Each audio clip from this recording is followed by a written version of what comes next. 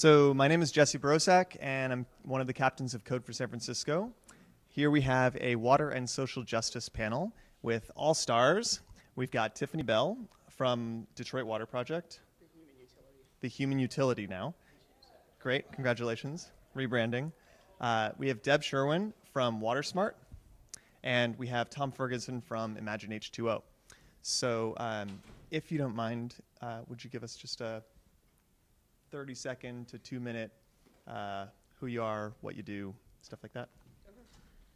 Hey, I'm Tiffani. I was a 2014 Code for America Fellow originally with Atlanta, working on open data and transparency. And then during the fellowship, I launched what was called the Detroit Water Project to pay water bills for people in Detroit and Baltimore, which is now being called the human utility. And we've got a long sort of spiel, but that's the quick version. So I'm Deborah, and at WaterSmart, we are building software tools for water utilities to build better relationships with their customers. And recently, that's had a focus on conservation, particularly with the drought. And I come to that experience from a graphic design background, and so in the startup space, I'm designing all the things, working with product on new interfaces, and with marketing on positioning our products. Hi everyone, I'm Tom Ferguson. I am singularly unqualified to be here. Not only do I not know anything even remotely technical, I used to be an actor, and then I was a consultant, so throw things if you want to. And then I went to business school, so throw more things. And then I run the accelerator for Imagine H2O, and usually with a water audience, people say, accelerator, what? Hang on, I thought that was in a car. But actually, you guys know what that means. So we work with 10 early-stage water companies per year to help them get to where they want to go faster than they would be able to do on their own. We've been going for 7 years. In aggregate, we've helped 550 early-stage water companies, and the companies that graduate from our program account for about 10% of all early-stage funding that goes into the water sector. That may say more about the amount of funding that goes into the water sector than it does about our companies. But that was great. So one of the things, you each sort of represent very specific areas of water and social justice, and I would love to hear what you perceive to be the scope of the problem. How do you see water in our world? What problems do you see dealing with water on a regular basis? Very broad question. I mean, I'll start. People can't afford it. That's just like very simple.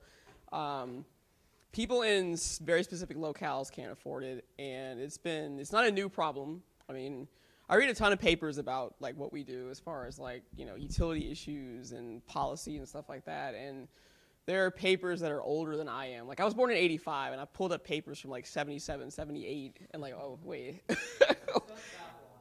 Oh, it's not that long ago, but it's just the principle as far as like, just like the size of, if you think about just a problem that like it's been going on that long, that people, or at least probably longer than that even, but it's just like the idea that people can't afford water or the utilities. We're gonna focus on water, but people can't afford water, and it has been, there's things that I've read that say that like the price of water has been increasing at a rate faster than inflation for at least the last 15, 16 years or so.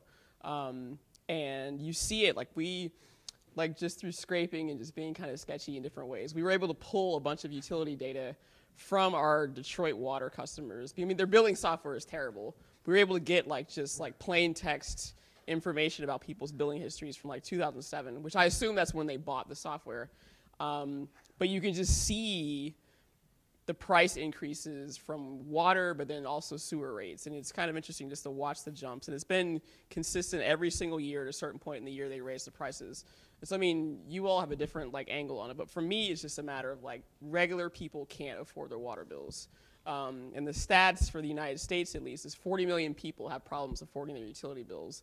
And the federal government does not even really like track water by itself unless it's tied to like powering heating systems. And so like if you look at like the census has a survey that they do on like income program participation, like have you ever been on welfare, have you had problems paying your phone bill and things like that, and they ask about those utilities, but they don't break out water, so they leave off, they ask about things like have you had a problem paying your phone bill even, but they don't ask about water because they don't think about it as like a, people can't afford this, so people kind of take it for granted. I mean, I won't ramble, but that's like my angle from it. People can't afford it, basically. So.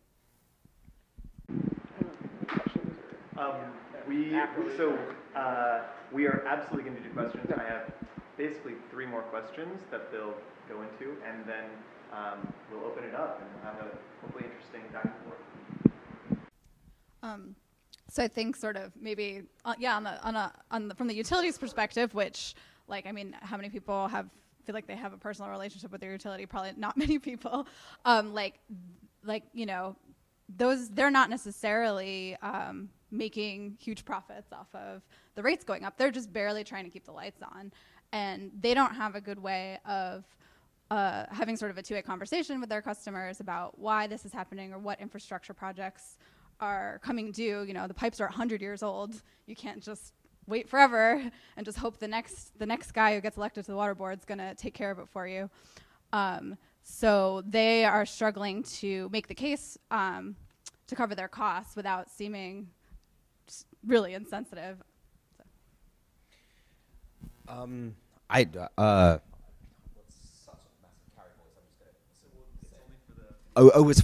Sorry.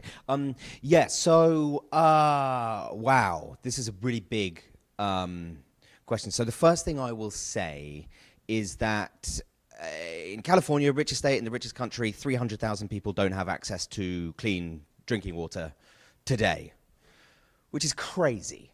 I mean, come on. I mean, it's now been recently redesignated as a human right. So what the hell is going on? Fragmentation is something that I would talk about as well. There are 55,000 utilities in the US. Israel has 1. The UK has 60 million and has 22. Even 22, I think, is stupid. But how the hell are you meant to have a coherent solution to a problem when you have that amount of decision makers? And I think, actually, in terms of what I was planning to say, and then what Tiffani just said, illustrates a massive issue. Because from my point of view, which is about building businesses, we're big believers in that, you know, if you can build a sustainable business, you're building a sustainable solution to a problem, which is really what it has to all be about. But everyone we speak to says, how the hell do you build a business in water? Water's so cheap. You know? And we say, well, actually, you build a business out of something that's not water. It's all about the energy you save, or it's the fertilizer that you don't put on the ground at the wrong time. It's all the rest of it, anything other than water. But in the context of people not being able to afford it, which is, you know, totally criminal in the first place, you then, as Deb said, as brought up, you have this real, like, fundamental requirement to be able to upgrade the system, which is in some cases 100 years old. And they can't do that without money, which comes from ratepayers, but the rules are so archaic that they aren't able to raise the money that they need to be able to replace the pipes, which means that we can connect the 300,000 people in California who aren't currently connected. And so what all this does is serve to illustrate the depth and complexity, I think, of the problem. What I really don't like is when people, well, and you can feel free to, you know, massively disagree with me. Hopefully you will. What I don't like, especially in California, is people kicking the can onto regulators. If there is one thing that we know about regulators, is they move unbelievably and annoyingly slowly.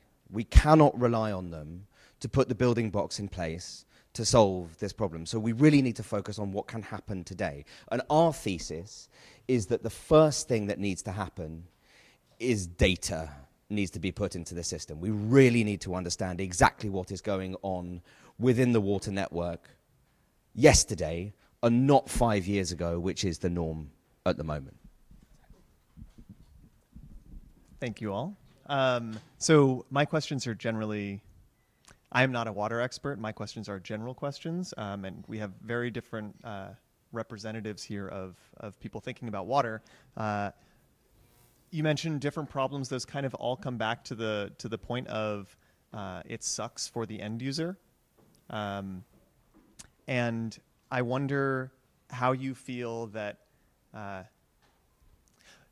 what types of efforts might be useful to change things, to change the status quo. What would be pie in the sky, maybe not pie in the sky, Tom, if you have business ideas, or either of you if you have business ideas, what could change the status quo? What things would happen other than opening data, which we're going to talk about in a sec? Well, I'll start really quick. I mean, you're complaining about throwing it on the regulations, but policy and regulation seems to be the one thing that creates any action. If there's no consequences to not maintaining the status quo, like, that's just not how the utilities have no motivation to restructure how they operate. Like, their whole way of thinking is as the silent provider. Like, our job is just get the water where it needs to be, make sure the pipes are functioning, and like, I don't want to talk to any people.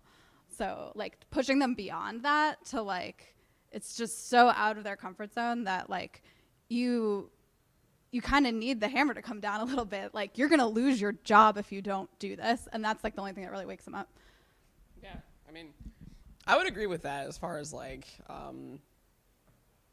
as far as talking to the customer, it's very apparent with Detroit and Baltimore that they don't seem to realize.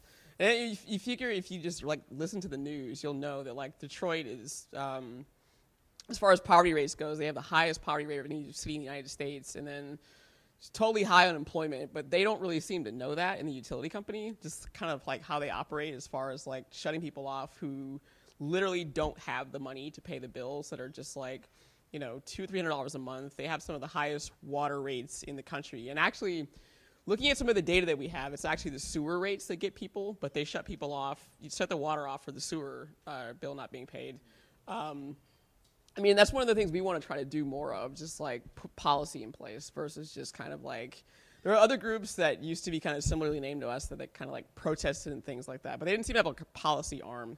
So we want to do more around just like using a lot of the data that we have to inform policy and to go to city council people who agree to rate increases and just say, like, this is who you're affecting, like your own constituents.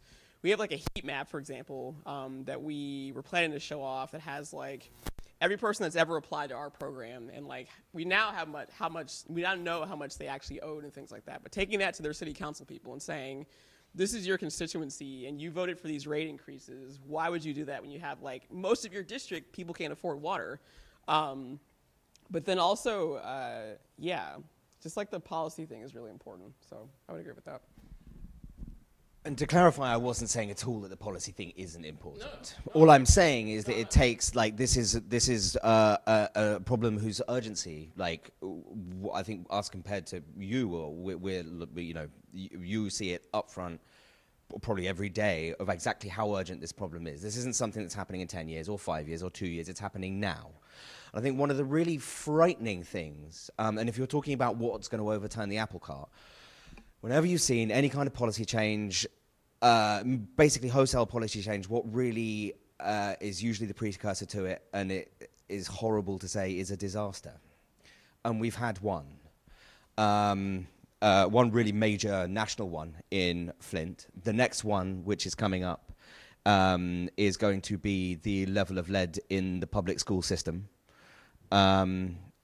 Which is as yet basically undiagnosed. One of our companies just sold 6,000 units of instant heavy metal testing to the St. Paul School District in Minnesota. That'll be the next thing. But it's horrible to think that what is probably going to upset the apple cart, to say this is an untenable, terrible situation, is that people are going to get hurt. And it's absolutely extraordinary knowing that you're working in an industry that has that kind of inertia, that you have to say that you think that's probably is the most likely outcome, because people did die in Flint. Well, exactly. No, exactly. So step one has already happened. Step two, I think, is in the middle of happening. You're probably going to have to go to 3 to 4, maybe even 5, until people say, "Hang on a second, we're the leader of the world in so many different things." And you can create, all of you in this room can create God knows what from code. But if you had any idea what was going on underneath the streets on your pipe system, you would be terrified. So if in the United States we have had innumerable mass shootings, tens of dozens of hundreds of people have died, yet we haven't passed any gun control legislation. Now, my question isn't about gun control legislation. It's how do we prevent something similar from happening over decades, where people don't die for decades, hopefully, in the United States? How do we prevent, what is the action that we need to take potentially? Do we need to harass our politicians? Do we need to change policy? Do we need to start businesses? Do we need to scrape every public utility to get the data we need? Sorry. There is no question. It's just it's a thought. But you're free to talk about it. I would say, I'll go off first. I think that if you're talking about prevent potentially kind of egregious effects miles of the way down the road in the same way that kind of gun control legislation is, it's actually potentially terrifyingly apt analogy to draw. But what I would say is that it's really boring, but then in essence this is a really boring, almost reassuringly boring industry, in that you need to diagnose the problem. Half the problem is that we have absolutely no idea how much of a mess we're in. Because just to give you an example, I'm sure you guys know about this, but you can go onto PG&E's website and find out what power was used where yesterday on a 6-hourly basis. But that's on PG&E, but it's also national statistics. So anywhere in the country you can understand it in, from New Orleans to, Kansas City. But if you do that for, yeah, exactly, it was in the UK. If you do that with water, the overall picture of US water use comes out once every 5 years, not for the previous 5 years, but for 1 year 5 years ago. So in November 2015, the National Water Use Orders came out, and that was for 2010. What is anybody meant to be able to do with that? How is anybody ever meant to make a decision on a national level when the data is that screwed? Certainly it makes no sense to me, and so I would say diagnosis is the beginning. Well, I think to go back to kind of your question of what can we do? There's already things that we've done. It's just a matter of actually enforcing them and going by them. If you think about the Clean Water Act, which is kind of factors into a lot of why there's another one too. It's safety or something like that. There's 2 of them that the EPA passed a long time ago that kind of plays into the whole situation with Flint and the fact that so we've got these things in place as far as utility companies having to, and that's kind of the cause of why we have to do what we do as far as paying bills for people because of rate increases, because the idea is to pay for new infrastructure and pipes and things like that. And a lot of that is to comply with the Clean Water Act and Safety Act. And there's, like I said, there's 2 of them, but one of them is the Clean Water Act. But the issue is that they don't enforce a lot of those sorts of things that go with those. So you think about with Flint, people at the EPA stepped down, the regional managers in Michigan stepped down over them not following certain guidelines, them not adhering to certain safety checks and things like that. So I think it's a matter of just if we want to prevent a disaster, kind of acknowledging and respecting what's already been put in place, especially when you think about how again, they passed rate increases to pay for new pipes and things like that. So you have folks that we deal with that you're trying to build out new infrastructure on their backs, but then you're not respecting the guidelines as far as, you're charging these folks for new pipes, but then you're not actually going by what you're supposedly raising rates for. And again, with Flint, their whole thing was to they were supposed to get water from Detroit, but they were trying to be cheap. And they routed it from the Flint River, and that water was just crap, basically. And that's kind of what happened. People were being cheap, basically. But it's just, for me, it's a matter of just respecting policy that's already in place and going from there. So. Well, yeah, and I don't know if there's any solutions, but just I think the stickiest part of the problem is that not just was the water is the issue. It's it's when the water came in contact with the pipes in the homes, and it's you could have perfectly pristine water, not in this case, but leaving the treatment center, but if there's lead pipes in the service line that's owned by the property leading up to the house, and all the fixtures are 50 years old, or they can't afford to even replace the faucet in the sink or something. How are you gonna ask them just contribute $1,000, $2,000 to dig up their front yard and replace the pipes? Like I think like Madison, Wisconsin just like somehow got buy-in. Like they replaced every single lead pipe in the city, and it was like no one else has been able to like follow that model. Just like we're doing this, So like, where do you get the money? How do you convince people that it's super urgent when it's the slow thing, like global warming or anything else where it's too far away, it's too long. How do you create that sense of urgency and the trust that like this is for like the common good? I don't know. I think that's a really good point. That actually, like senior buy-in, like wherever any of you work, like it's so much easier to get something done if like the CEO, it's something that they want to do. And it's exactly the same with elected officials. I mean, you brought it up at the beginning, that, if you make a lot of noise about it and elect people who care, then, things tend to get done if it's kind of part of their mandate. But, places like Madison have shown that, if there really is like a genuine commitment to getting things done and getting things replaced and making the upgrades. LA's in the middle of a really interesting process right now. SF does a pretty good job. It's really commitment, but it's tough what happens to commitment when budgets get squeezed and people make terribly, terribly, terribly bad decisions. Unjustifiably. I'm not defending it. Yeah, and there's a certain shift of thinking. It's like this idea that like, okay, a certain number of gallons leave the water utility and we get money back per gallon or something. And it starts to seem kind of like, like, oh, this is like a revenue stream, like cash register, right? And, people start looking at that money like, oh, what else can we use that for? That seems more urgent. And that's not, right, like you're saying, they're paying these rates to pay for specific infrastructure. And the more you can kind of reframe people's minds around like, yeah, this is for the service and for meeting this need and not revenue, it's like, it's a shift of thinking. So we have some members of our data science working group here, and they love data. So I'm curious as to what you see as important data sets that may or may not exist or may not be open that you would find valuable to help make this seem much more urgent or to help whatever you individually are working towards. What types of data? Doesn't have to be the exact data set, but that would be cool too.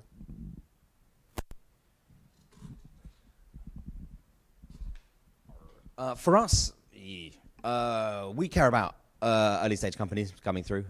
So, we just do a lot of phone calls and basically generate the data ourselves. The one that I really care about, I would want to know what pipes are where. Seriously, it is that bad. What pipes are where? How many cracks they have in them, and how should we actually schedule the replacement to make sure that we are as efficient as possible with the cash that we're going to invest in this system? Because at the moment, the waste is going to be a crazy percentage of a very large number.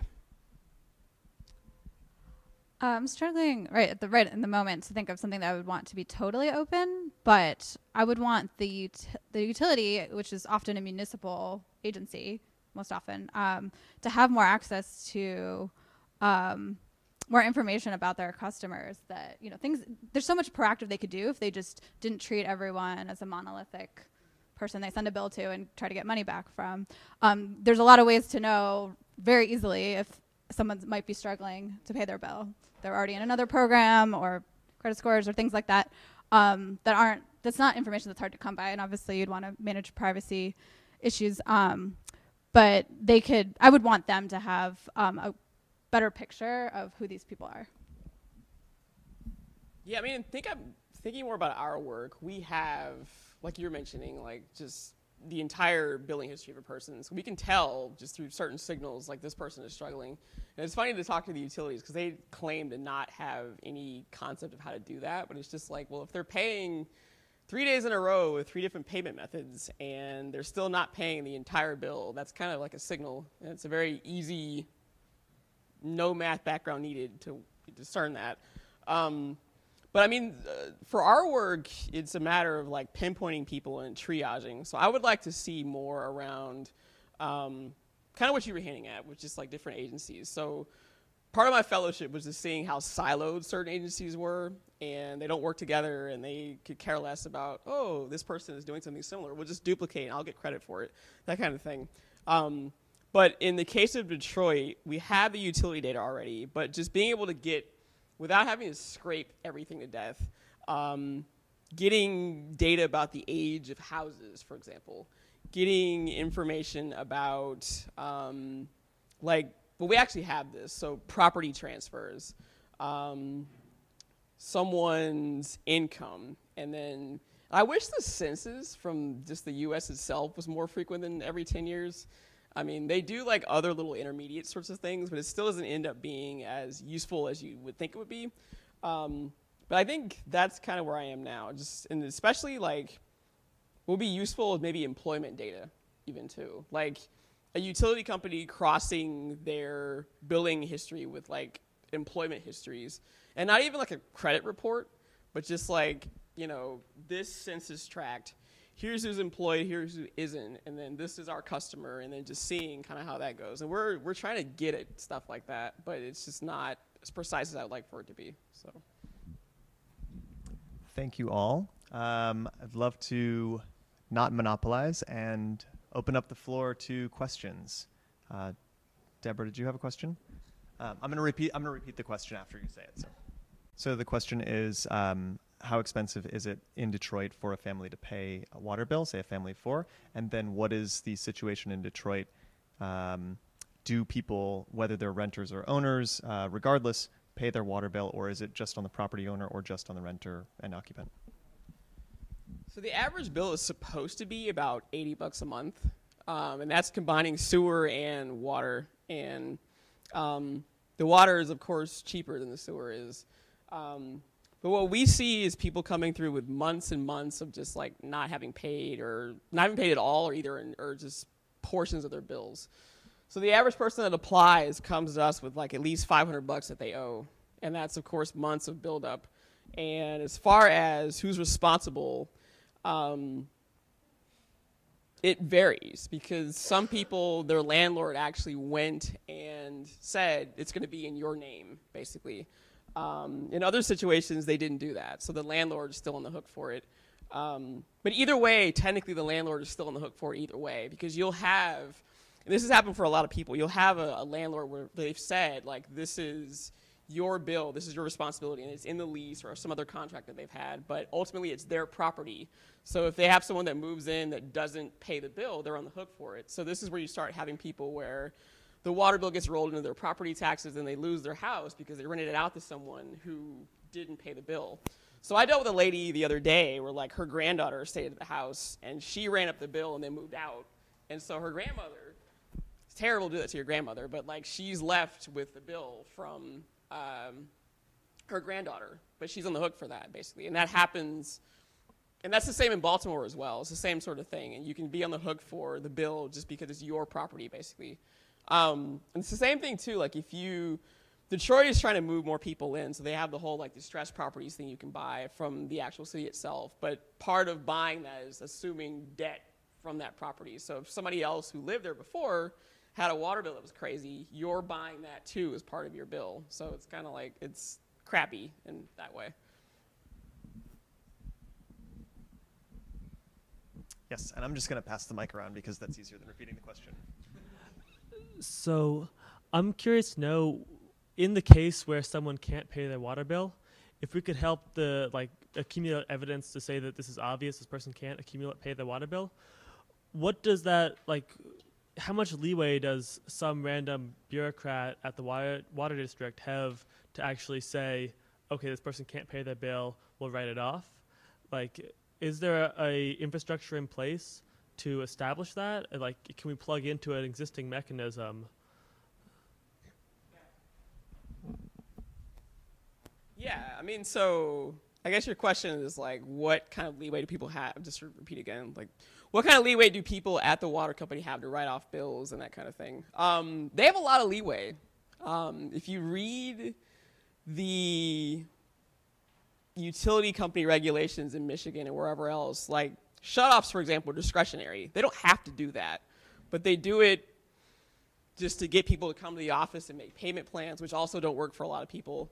They do it as a way of collection for folks that they know are just choosing not to pay for whatever reason, if they have the money. But they have a lot of leeway to actually do things like write-offs. So a lot of the data that we've pulled, like we got a hold of, for the 2,000 people that we have in this system with us, we were able to pull somewhere around like 4.5 million lines of billing data for them. And we've seen, like they have different transaction codes that specify certain things. So we have like payments and shut-off notices that are in there. But there's one that I thought was interesting. It was for write-offs. And I haven't calculated how much they've actually written off over the years, but there's a significant number of those transactions in there. So they have the ability to do that. So it's just a matter of making the case for them for doing that. So I mean, right before Christmas, I was able to get them to like forgive late fees for people, for example. And it's kind of like, well, you're not, how much, I kind of think of it this way, like they have the leeway to do that. So then it's like making the business case to them. Like, are you really losing money from like not charging late fees? If you think about like how much they actually try to collect, it's over and above things like this is the cost of sending several late notices through the mail and stuff like that. So we got them to forgive that. But the next thing I want to do is to get them to write off other fees. Like they try to argue they can't like let go of shut-off fees because they actually contract with a company to do all that. But they have other fees like if you call a guy with a crowbar to come turn your water back on, they'll charge you $250 for that for the first time they catch you. And they catch you through like looking at your usage data and stuff like that. But the second time they do it, they'll charge you a $500 fee. So you can have up to like $750 worth of fees just from like trying to like hack your way back into the water supply. And I want to get them to forgive that, especially for bills that we pay. Now, as far as like the actual debt people have as far as water, I'm still trying to figure out how to do that. And I think I might do it on the basis of just like the age of the debt. Like if you have a person who has not paid bills for like a year or something and they're off, clearly, depending on the situation, that suggests that they're not going to be able to pay. And so you should be happy to get something. So we just do it just based off like finance and net present value and whatever else. You can, if you take this amount from us and just write off the rest of it and just think of that as like a, however it will work, just for future payments or whatever. That's the kind of argument I would make. But they have a lot of leeway to do that, just to kind of shorten the answer. Yeah. Another comment on that. I'm not too familiar with like completely, forgiving someone's bill, but I know like just a routine activity for utilities is if people have a leak and they say, I had this leak and I fixed, they show some documentation that they fixed it. And it could be thousands of gallons, it's usually someone's huge green lawn and the sprinkler broke and spewed everywhere, or they left the hose on. They routinely write all that stuff off. But I think what's interesting, one of my favorite use cases from like our platform was the utility, instead of just immediately saying, yeah, that's fine, just go away, like we'll forgive it, the requirement to get the write-off was to sign up for leak alerts. And so they know that they're going to have like this really good feedback loop with that customer, if this happens again. So it's just like clear communication. You can solve the problem right away, and there's not this just thing that like suddenly appears that's causing you lots of property damage and a big bill. So. No. So I guess I'm curious, that sounds very user-centered, like, oh, we're engaging with you, we should try to get you to re-engage with us or sign up for something that will help us give you better service. Are there other examples, or how important do you see that as playing a role in changing the status quo, in advancing the status quo? Yes. That's kind of WaterSmart's jam. Yeah, so user-centered stuff is good. Yeah, I mean, it just goes back to what I was talking about earlier, trying to get the utility to think about their customers not just as like the recipient of a bill, and from the other end, not seeing the utility as like a person who sends a bill. It's like sort of this accounting transaction. They expect, if you've told them information, they expect you to remember, just like any other service you use, any other consumer product. If you give them information, you expect them to remember when you call, or to be able to, if they have your phone number, they should be able to text you or call you and sort of meet you where you're at, as opposed to like, there's still tons of people who can pay their bills, but they like drive to the utility and like hand their paper check over. It's like, that's just, if the utility actually needs to get a message out that's super important, it could be a water quality issue or conservation, a drought emergency, or some stuff happens in the system. Sometimes they need to shut it off or flush it for the whole day. And it's not a level of emergency that they need to like, that they're going to spend $1 million to like blanket LA with like TV ads. Like, they're not going to do it. So they just kind of like put some door hangers out and they say, I hope no one notices that their water's brown today. It's fine, I swear. So like being able to give them tools to like quickly reach people where they're at and, on their phones, email, or even letters if that's what they prefer. Just being able to know that you're going to be able to reach people who don't have landlines anymore, I think is really important for them. Because just the old status quo isn't going to get them there. So. It's a really it's a really interesting dynamic because it's not totally. It's quite difficult to sort of take as read that utilities should really care about their customers, because their customers, I think you would assume that actually, it's a utility, it's a commodity, whatever, we need it for our life. Like, why would you actually need a relationship? But Deborah's exactly right. You need to be able to have the relationship with whoever it is that you're serving. But the influence that that we've found that's quite interesting is that, well, firstly, you're not a utility. Stop thinking about yourself as a utility. Stop giving yourself that cop-out. Let's start thinking of yourself as a business. Actually, what would a business person do? And if you were running a business and you didn't know anything about your customers, you wouldn't last very long at all. And just because you have a captive market, it doesn't give you any excuse to act like a, dick. Exactly, yeah. It's ridiculous. But then also the other thing, like, I was so struck by that story about the BART, with the guy who started being honest about the BART on Twitter the other day.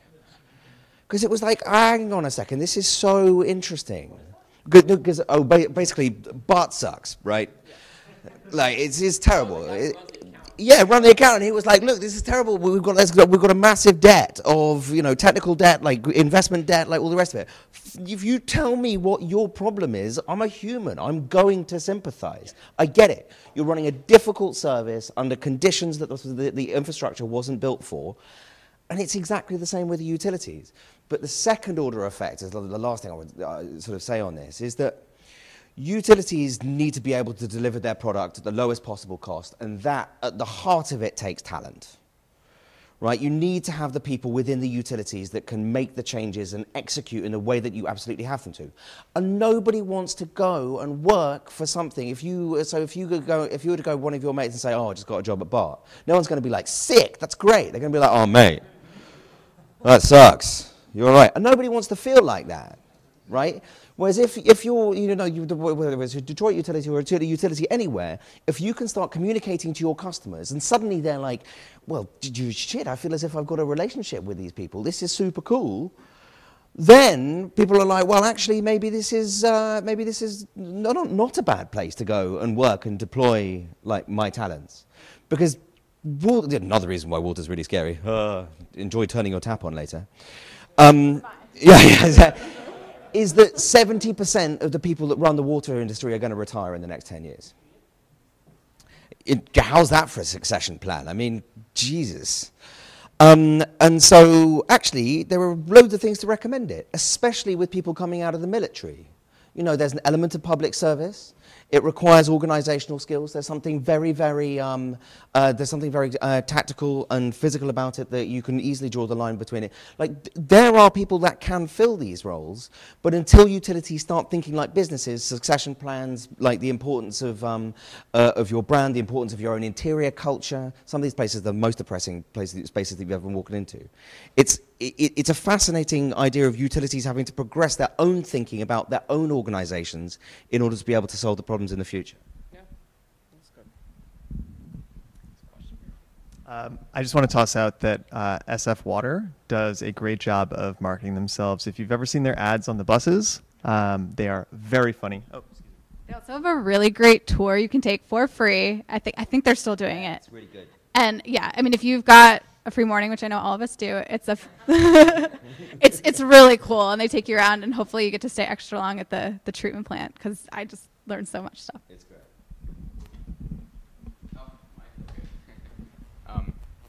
Well, first of all, thank you for joining us today. So to me, at least from the little that I know about water, it seems like it's definitely a multifaceted problem. I feel personally like the main kind of priorities, or at least the ones that I've identified, are affordability, accessibility, and as well as quality of water.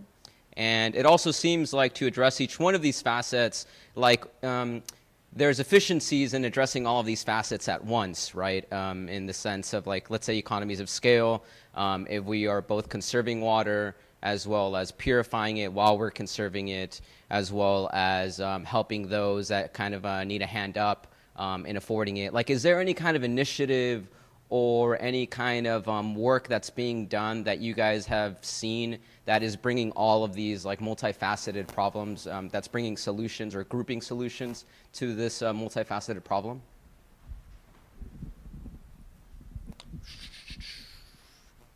I don't have the answer. I just wore a blue shirt.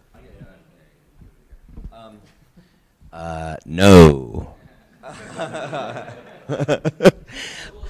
Hey, like, I respect where you're coming from, and I really love that that is the question that comes back, because that is a point of view that, I mean, I've been, like, on and off. First experience with water was in kind of 2010, but then, you know, in and out of it. Really sort of hardcore in the US water system just for a year. And I had forgot that a question like that was even kind of possible, because it really is operating on kind of like a crazy fragmentation. Just so I would say, one, no. Two, I'd have to think about it more, but I would doubt whether something like that would even kind of be possible, unfortunately. That's not to say that one of my favorite things that I heard someone say the other day is that, you know, how do you eat the elephant, like, very slowly, but like one bite at a time? And this is just a really big elephant. And then we've got three people here who are working on the problem from very, very kind of, I think, different aspects.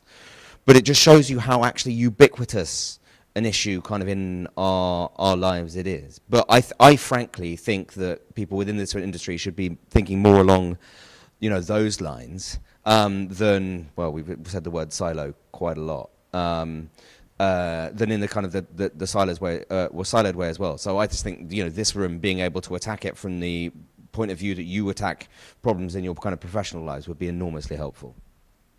Yeah, and I mean, water becomes a very local issue for a reason, because, I mean, like, literally water is heavy. Like, moving it is hard. Like, it takes a lot of energy. And, like, I think in California we kind of like are so blasé about the fact that we, like, move our water for hundreds and hundreds of miles, and we just turn on, like, don't even think about it. Like, it's a freaking miracle.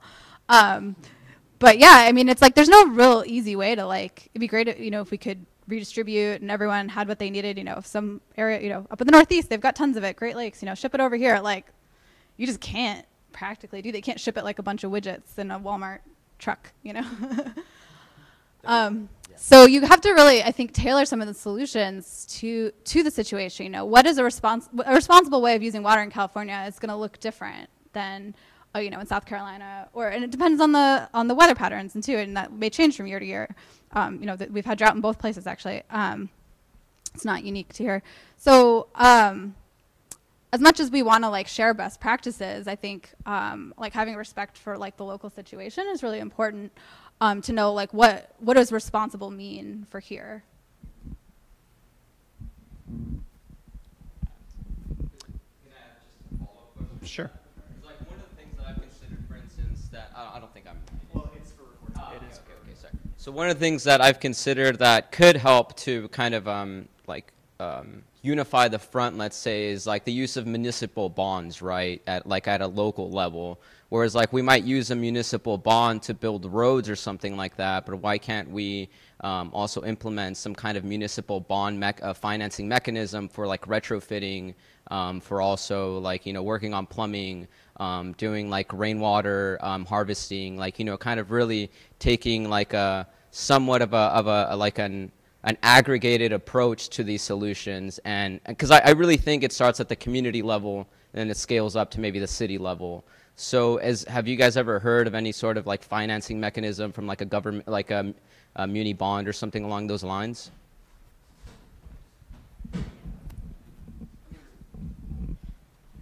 So, I mean, part of why Detroit is in bad shape is from municipal bonds.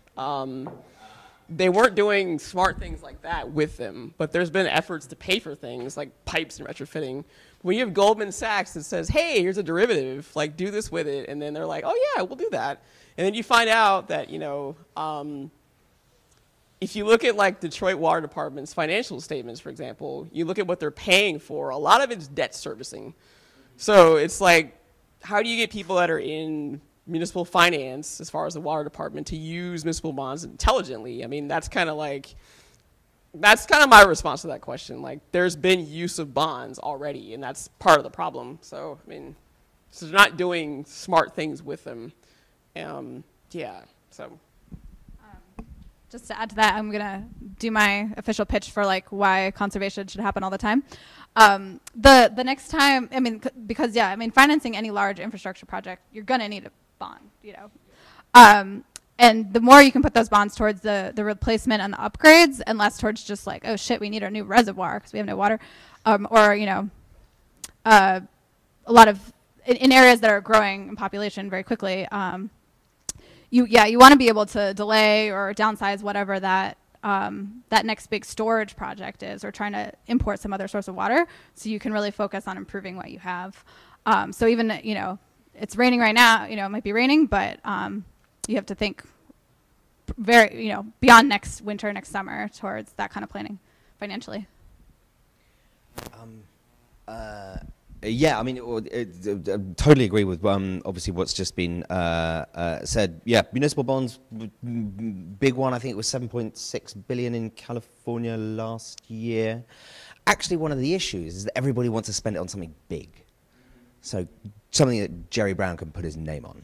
He wants to build 2 massive tunnels, and there are hydrological reasons for it, and you've got to save the smelt and all this kind of stuff that is super important. Ecosystems are critical, but the restrictions on what you can use that bond financing for is actually really unhelpful.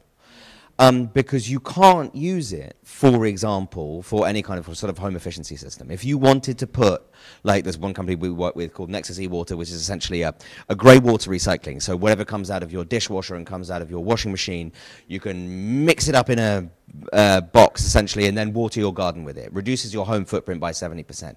You can't get rebates against that comes out of bond financing. In the same way, if you're using a kind of a recycling system in a new building, you can't use bond financing against that.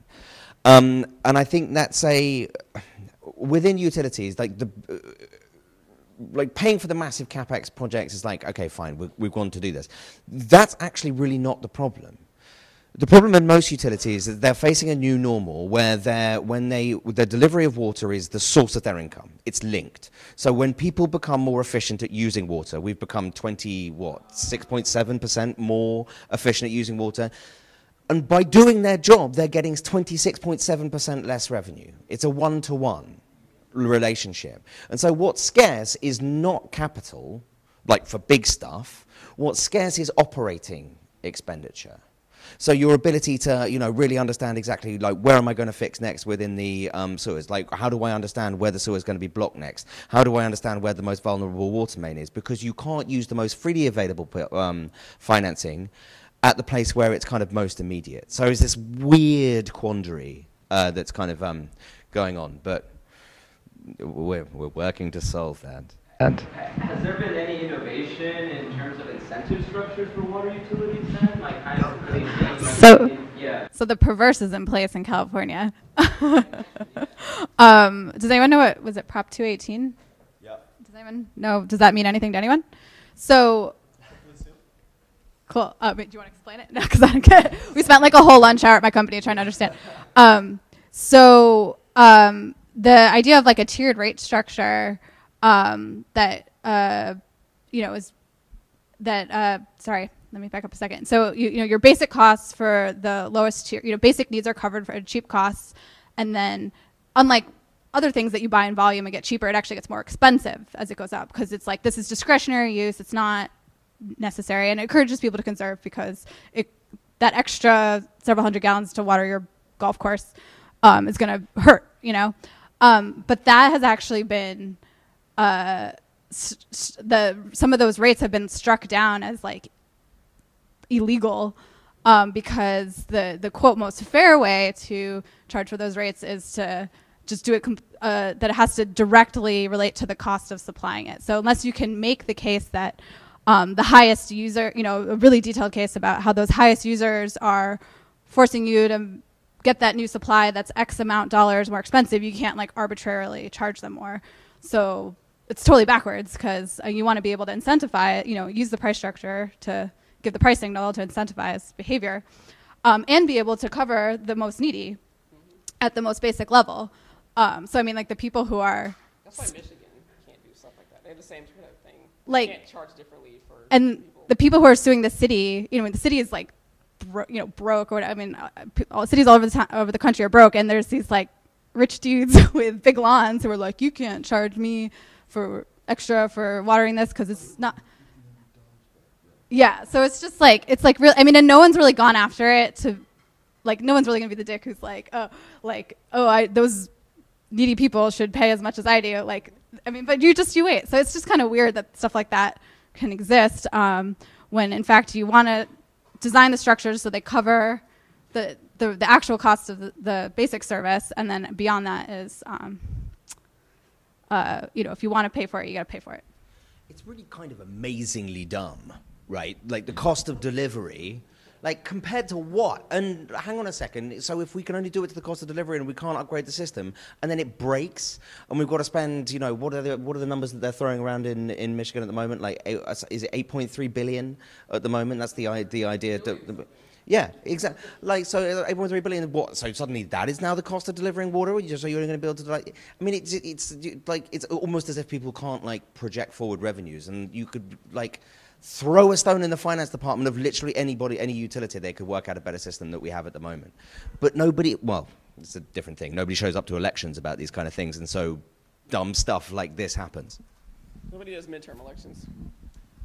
So we'll probably take one more question, and if the panelists are around afterwards, which would be great, up to you. I'm sure they would love to talk about this stuff. This is what they love. So last question.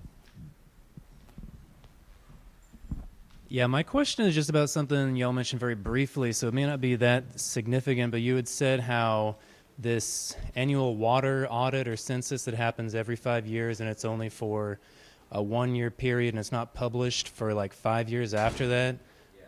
It just kind of seems like dumb. It like takes a long time, and I know that it's like, it probably, the answer is it has something to do with these 55,000 outdated, antiquated bureaucracies that all like are working with people that don't want to update.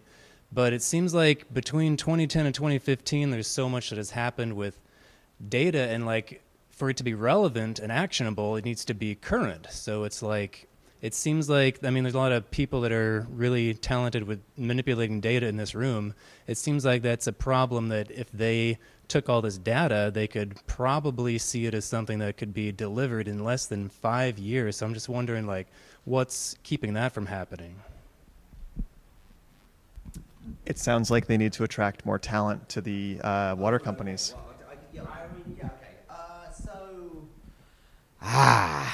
Skinning the cat. Skin it! Yeah, I know. Apologies to all of you vegetarians. I'm going to go and eat cat later. So,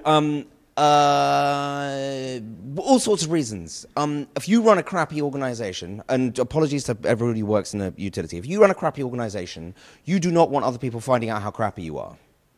right? So you have an incentive to hold on to your data as much as you can. You hide behind all sorts of crap, like, oh, well, we can't work out like who an individual is living at a single address. Like, no one cares about, like, apart from the one guy who ignored the drought legislation and then didn't want to be named and shamed. Otherwise, I can't imagine anybody gives a monk. As long as you're not giving your credit card data away, I don't care how much people know, whether people know how much water I use. Barely anyone cares, and so it's excuses that people hide behind. So one, there is an incentive to hold on to your data because nobody wants to know how bad it is. Secondly, within utilities, they're not only siloed between each other, but they're siloed within each other. Like, you guys know way more about data than I ever would, but honestly, I think you'd probably have a heart attack if you went in and found out what these guys are using to operate probably the fundamental utility that you use in your life. I mean, it's like pre-Excel. I mean, it's insane. Crazy amounts of paper. And so actually the ability to report is not quite there. Well, it's not quite there. It's really not there. And then the last thing is that, yeah, you would think that they would actually have all of the relevant data there. But even 5 years later, the holes that are in it, in the system at the moment, are bad enough to make even kind of up-to-date data like basically useless. So one of the things that we're focusing on with these companies is kind of really easily retrofitted solutions that allow you to suddenly go from dumb utility to smart utility, like in kind of quick, in water terms. So 18 months. Yeah, right, exactly. But honestly, I think one of the most valuable things that you can do, and bear this in mind on the National Day of Civic Hacking if you do want to do something in water, if you can find yourself a utility that actually go in and really talk to them about the legacy issues that they have around their own data. Because I've heard so many different examples of companies getting in, PwC or whoever it is, for $2.5 million. And they get a layer over this sort of crap that was underneath that then nobody can be bothered to learn because it's never really a technological problem. It's a human problem. And so nobody learns how to use, and it's just a gigantic waste of money. If you can actually work with them on a human-centered design basis to say, right, let's unpack this. How can we actually, work with the people and the technological systems to bring this, at least 30% or 50% of the way up to date? Because if, a utility starts getting this right, we can do the job of educating the rest of them. That's fine, but we need people like you that can help. How would you incentivize them to play along? I'd start at the top. And they've been here. And if you tweet @SFWater, that's their Twitter handle, they will respond. Their Twitter monitoring person is amazing. So engage them. They will reply back. Exactly. And maybe even send you a water bottle. But it's a really pertinent question, and I think you really do have to choose your utility. I mean, there are like clear leaders, people like DC Water, like Metropolitan Water District, LADWP, SFPUC. Like, all these people are actually like, hang on a second, we've realized all this security stuff is crap, and we know that our internal systems, but there's this thing called the cloud out there that we can actually use as the basis for anything new that we tack onto the system. So yeah, why not? Let's go and pilot this stuff. But all of them need help, but you can find ones that would be... Ask them to get WaterSmart. Yeah.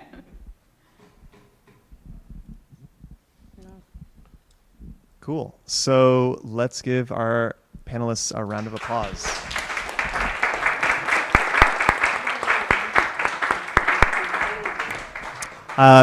Thank you so much. Again, my name is Jesse. We've got Tiffani Bell, Deb Sherwin, and Tom Ferguson from, in reverse order, Imagine H2O, WaterSmart, and the Human Utility.